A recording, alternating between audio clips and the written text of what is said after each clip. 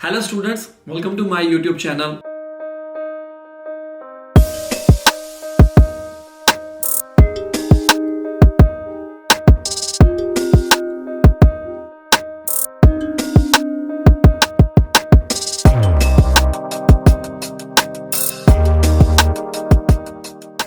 This video will be in Hindi language and topic is PT speaking.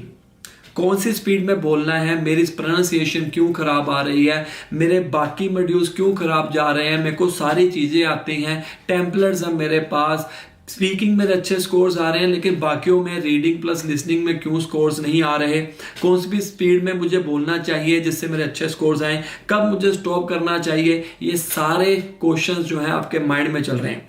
In short इस video में PT speaking को लेकर सारे doubts clear होने वाले हैं अगर आप मेरी ये पूरी वीडियो देखोगे तो.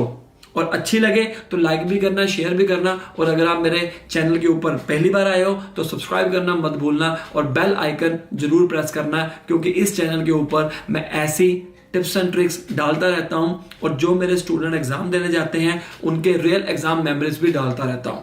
तो शुरू करते हैं. सबसे पहले जो मेजर और गोल्डन रूल है स्पीकिंग का वो ये है, कभी भी आपने तेज नहीं बोलना है, आपने मॉडरेट स्पीड में बोलना है. अगर आप ये सोचते हैं कि अगर आप तेज बोलोगे तो आपके अच्छे स्कोर्स आएंगे, नहीं, ऐसा नहीं है. ये कंप्यूटर है, कंप्यूटर के अंदर कोडिंग हुई पड़ी है. अगर आपकी प्रोनाउंसिएशन का मतलब क्या होता है, वॉइस क्लैरिटी, तेज बोलोगे तो क्या पता आपके जो वर्ड्स हैं आप अपनी तरफ से तो सही बोल रहे हो लेकिन कंप्यूटर के रिलेटेड वो गलत होंगे, क्योंकि वो मैच कर रहा है पीछे से. आप खुद सोच के देख सकते हो, कंप्यूटर के पीछे कोडिंग हुई पड़ी है. और अगर आप गूगल के ऊपर सर्च करोगे तो आप कैसे बोल रहे हो और अपनी जो वॉइस है उसको रिकॉर्ड करके देखो कि आपको सुनाई दे रही है या नहीं. तो मॉडरेट स्पीड में बोलना है, मॉडरेट रखो तो कभी गलती नहीं होगी. तो हम स्पीकिंग के पहले सेक्शन की बात करते हैं. सबसे पहले रीड अलाउड, जो कि मेजर टास्क है जिसके अंदर रीडिंग प्लस स्पीकिंग के स्कोर्स होते हैं. आपने इसमें कौन सी ट्रिक अपनानी है, 35 सेकंड्स है आपके पास. आप पूरे पैसेज को पढ़ो और उसी स्पीड में पढ़ो जिस स्पीड में आपने बोलना है. देन आफ्टर आपकी 40 सेकंड्स के लिए रिकॉर्डिंग स्टार्ट हो जाती है.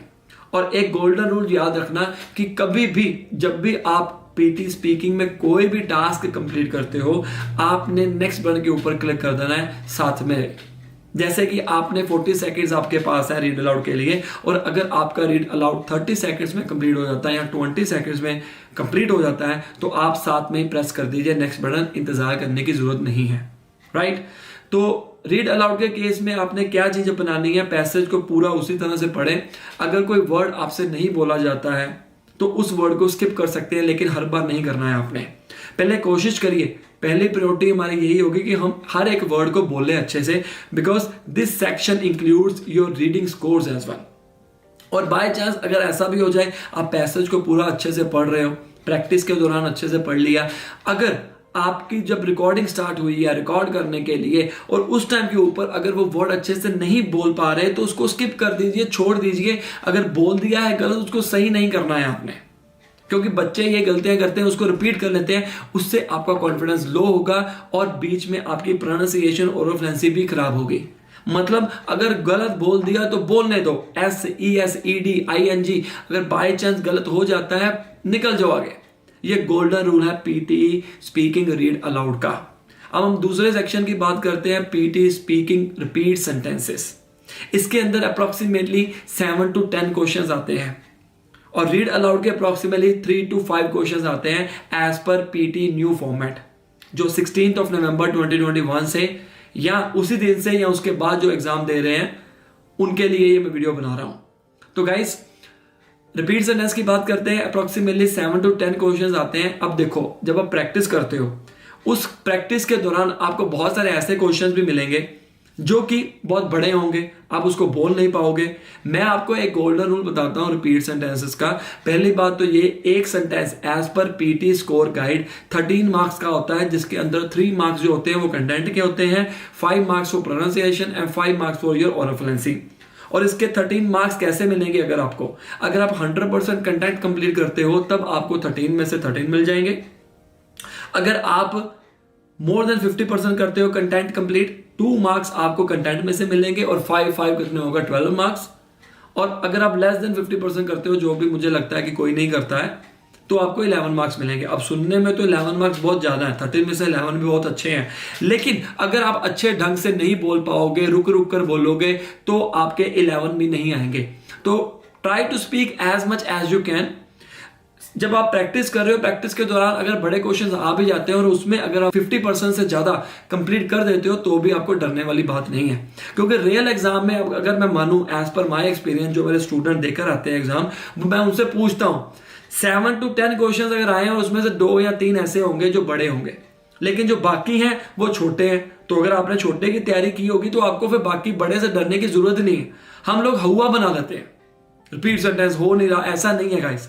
मेरी बात मान के चलो, जितने आप शॉर्ट सेंटेंसेस करोगे उतना आपको बेनिफिट हो सकता है।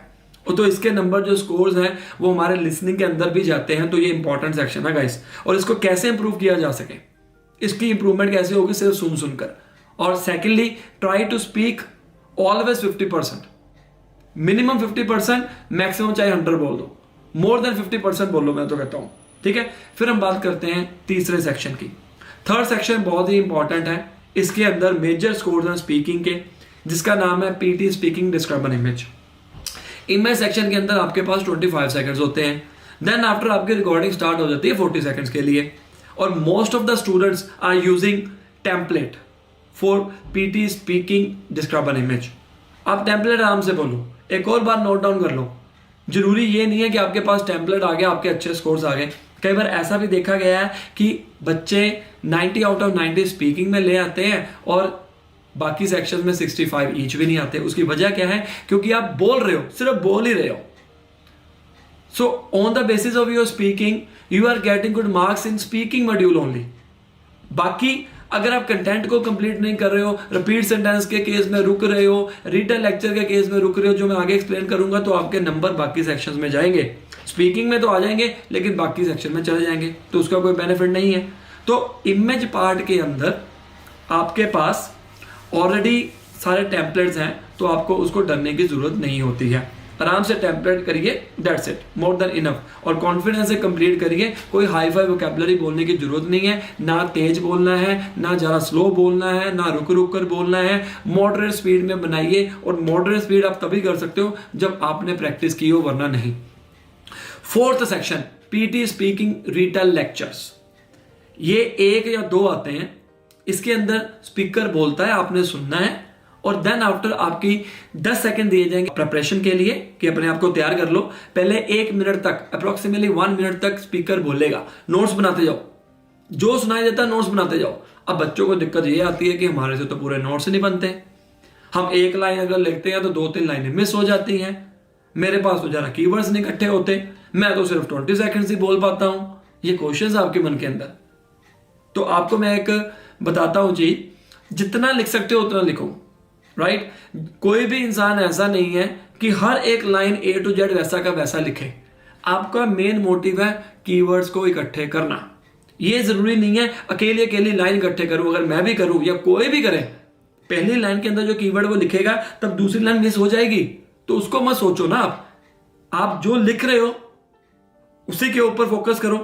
अगर आप 8 to 10 कीवर्ड्स भी इकट्ठे कर लेते हो ना, that is more than enough. बोलना अच्छे ढंग से है, टेम्पलेट का इस्तेमाल करो। अगर नहीं भी करना है तो भी कोई दिक्कत नहीं। लाइंस बनानी नहीं आती है, कीवर्ड्स बोल दीजिए, लेकिन 2-2, 3-3 के पेयर बनाकर कीवर्ड्स बोलिए। The lecture was based on air pollution. The speaker explained air pollution is very harmful. Moreover, speaker said that, अब देखो मैंने गलत बोल दिया, moreover।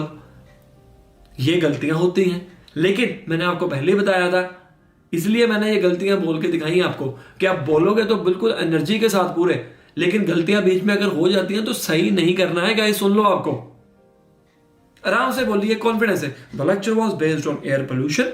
The speaker explained air pollution is very harmful for our health, blah blah blah, like this. आगे आराम से बोल दीजिए, कुछ लाइंस बना दीजिए, कुछ कीवर्ड्स लिख दीजिए, और जितने भी कीवर्ड लिख सकते हो लिखो। और ये भी जरूरी नहीं है कि सारे कीवर्ड्स आपने कंप्लीट करने हैं। ऊपर टाइम भी देखते रहना। हाँ, जब बोल रहे होगे तब आपने टाइम नहीं देखना, तब आपने फोकस करना है अपने नोटबुक के ऊपर। नोटबुक की बात सुन लो, जब आप रियल एग्जाम देने जाओगे, नोटबुक मिलेगी, इरेजेबल नोटबुक मिलेगी, और आपको 2 मार्कर दिए जाएंगे। मार्कर को पहले चेक कर लेना कैब ओपन करके चेक कर लेना कि अगर नहीं चल रहा होगा तो अभी उसी टाइम एग्जामिनर को बता देना। और दूसरी बात, जब आप मार्कर यूज कर रहे हो रीटा लेक्चर के केस में या किसी भी केस में और मार्कर का यूज नहीं है तो उसको कैप लगा के रखना है। फॉर एग्जांपल रीटा लेक्चर लिख लिया, रीटा लेक्चर के नोट्स बना लिए और आपने कैप नहीं लगाया, उसको वैसा का वैसा कर दिया और बोलने लग गए, मार्कर जो है वो सूख जाएगा, ड्राई हो जाएगा। अगली बार जब आप लिखने लगोगे ना, कीवर्ड नहीं लिखे जाएंगे, ये भी दिक्कत आती है। Last section PT speaking answer short question. Answer short question इतना ज्यादा इंपॉर्टेंट नहीं है, अप्रोक्सीमेटली 5 और 7 क्वेश्चन ही आते हैं। स्टूडेंट्स ने मुझे बताया ज्यादातर लोगों को 5 ही आते हैं। देन आफ्टर उसके बाद आपके इसके स्कोर जो है वो लिसनिंग में भी हैं, स्पीकिंग में भी हैं। ये इतना ज्यादा इंपॉर्टेंट नहीं होता है। इसके अंदर आपको सिर्फ एक सेंटेंस बोलेगा स्पीकर और आपने बोलना है। और 3 सेकेंड्स, ये याद रखना गाइस, 3 सेकेंड्स कभी भी चुप नहीं करना है, आपने कॉन्फिडेंस से बोलना है। आप खुद टीचर हो, अगर पेपर में अच्छा स्कोर लेने हैं ना तो समझ लो कि मैं ही टीचर हूं, मुझे सारी चीजें आती हैं। ट्रेनिंग लेकर गए हो आप, कोचिंग लेकर गए हो, मेरी वीडियोस देखकर गए हो, पूरा कॉन्फिडेंस रखना है। मुझे तो अपने आप पे विश्वास है, जो मैंने वीडियोस डालनी है मुझे उस पर विश्वास है कि लोगों के स्कोर्स आ रहे हैं सिर्फ वीडियो देखकर, 65, 79 या कोई भी टारगेट हो लोग ले रहे हैं। आपको अपने पे विश्वास है? अगर है तो आप पेपर पास कर सकते हो। कभी भी आपने किसी से ये नहीं पूछना कि मेरे को इंग्लिश नहीं आती, मेरा स्कोर आ सकता है कि नहीं आता। अगर आप सोचोगे नहीं आ सकता तो नहीं आएगा, अगर आप सोचोगे कि मुझे लेना ही है तो लेके रहोगे आप। This is all about for today's class. I hope आपको मोटिवेट किया होगा मैंने अच्छे से। अपना एग्जाम दो। अगर आपको कोचिंग चाहिए तो सामने दिए गए नंबर के ऊपर मुझे कॉल कर सकते हो, व्हाट्सअप कर सकते हो। We are providing coaching in 3 different languages, Hindi, English and Punjabi. हम आपको दे सकते हैं personal classes, batch classes, working professionals के लिए हम स्पेशल क्लास का अरेंजमेंट करते हैं। जो वीक स्टूडेंट है उसकी हम प्रॉब्लम को अच्छे से समझते हैं, उसको उस हिसाब से पढ़ाते हैं। तो अगर आप भी स्ट्रगल कर रहे हैं या पहली बार एग्जाम देना चाहते हैं और क्रैक भी करना चाहते हैं, अच्छी नॉलेज लेना चाहते हैं, तो अगर मेरा इतना वीडियोस देखकर लोग ले सकते हैं तो खुद हिसाब लगाइए। अगर आप मेरे से पर्सनल कोचिंग लेंगे या कोचिंग लेंगे तो आपके कितने अच्छे स्कोर्स आ सकते हैं। बाकी डिपेंड करता है आपके ऊपर। मैं आपको रास्ता दिखा सकता हूं, चलना आपने है। मैं आपको स्मार्ट वर्क दे सकता हूं, हार्ड वर्क आपकी होगी। तो इन दोनों तरीकों के साथ हम पेपर पास कर सकते हैं। Best of luck. अगर पास होते हो, अच्छी लगी वीडियो, लाइक करो, शेयर करो, सब्सक्राइब करो। दोबारा भी इसी चैनल के ऊपर आपको वीडियो मिलेगी। Best of luck.